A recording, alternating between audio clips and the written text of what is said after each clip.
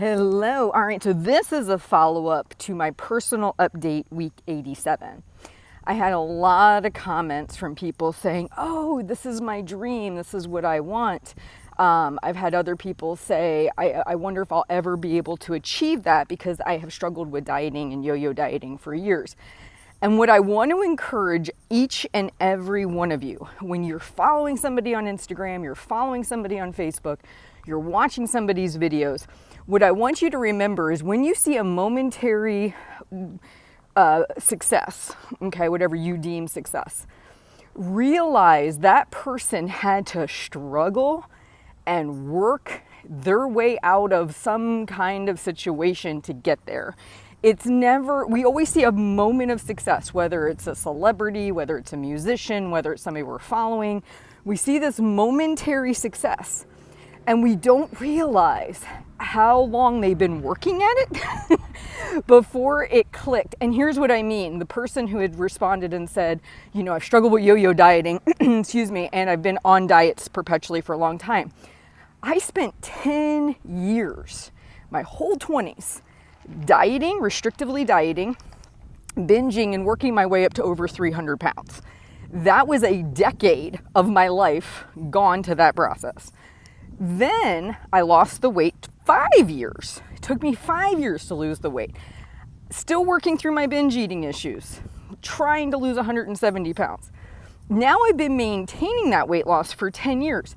So when you really step back, this idea of choosing not to track calories, choosing to use the scale less often, eating when I'm hungry, stopping when I'm satisfied, it's not an overnight success. It came with a lot of trial and tribulation, a lot of failures, a lot of me making mistakes. Here's the difference between me and, say, a lot of other people. I don't have a timeline on when I should be at certain places. I don't force myself into that box because for years I said, hey, Heather, yeah, you got to lose 100 pounds.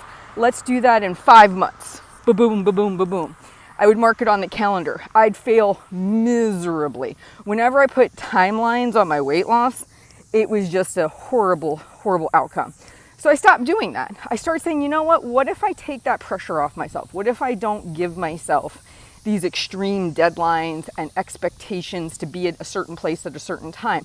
When we argue with reality, we lose 100% of the time. When we put expectations on ourselves of where we should be, that means we don't want to be where we currently are. It means we think we should be somewhere else. The 10 years I spent yo-yo dieting and binging, that's where I needed to be at that time. The 5 years it took me with 2 pregnancies to lose 170 pounds, that's where I was supposed to be at that time. The 10 years almost that I have been maintaining this weight loss, doing calorie counting, point counting, whatever, it's where I was meant to be at that time. I don't have to rush it. I got my whole life to make these decisions and to move into different phases of this journey. I want to share this with you because we see somebody break through to something we want in that moment, but where are you supposed to be right now? Ask that question and ask, am I being realistic in my mind about how long it's taken this person to achieve this goal? Like if you really step back and say, wow, you know, she had her first binge at 8 and she struggled with her weight since she was in 6th grade or younger. And she lost all the weight, gained it all back, plus 90 more pounds, plus she had a binge eating. Like when you really start to layer on everything, you start to see the fact this wasn't an overnight thing. This was compiled over long periods of time and lots of mistakes and lots of learning and lots of growth. And you know what? I'm not done. Crazy, right? This is what's really cool. You're never done. And that's the other thing. Remove an expectation of being finished. Don't say, well, I've had years of yo-yo dieting and binging or whatever. I don't think that can ever be me.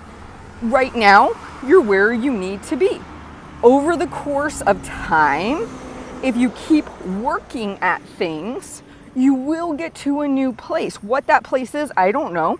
But if you constantly are working on making improvements, you will improve. You don't have to be stuck and limited in the same place. And you're not. You know, in all fairness, if you go back 10 years in your life timeline, chances are you're at a totally different place than you were 10 years ago. And that's because of a myriad of choices you've made. things you've learned, things you've attempted, right? So I just want to encourage you on a couple fronts. One, never see somebody's success and think it was overnight. Realize probably way more time and suffering went into it than anyone really wants to think about. Two, you can have it too.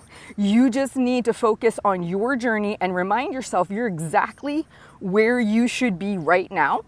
And that if you continue to work on your mind, because let's be honest, you know the actions to take. The question is why is it that your mind throws those sabotaging curveballs in your way? Why is it you give into an impulse when you know what you quote unquote want to do, right? It's your mind that gets you derailed, right? Not typically something outside of you, it's within you. So working on your mind, working on your habits, working on your behaviors, and over 5, 10, 15, 20 years, you'll be in a different place. And yes, is that a long time?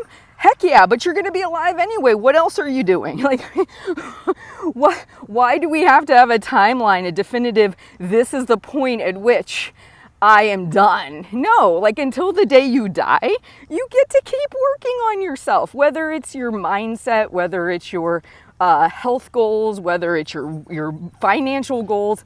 You should be working on different things that are going to improve the quality of your life. So I hope this message resonates. Start asking the really important questions. Wow, what did this person have to invest time-wise and sacrifice to get where they are today? And I'm exactly where I'm supposed to be today, but how can I baby step my way to where I want to be in the future? Not giving up on yourself, not saying it's too late for me, not saying I'm too damaged, not believing that story that's holding you back. You guys have a great day. Please like and subscribe. Remember, I'll be turning out videos as I feel the inkling or get some new content ideas that I think would be helpful for you.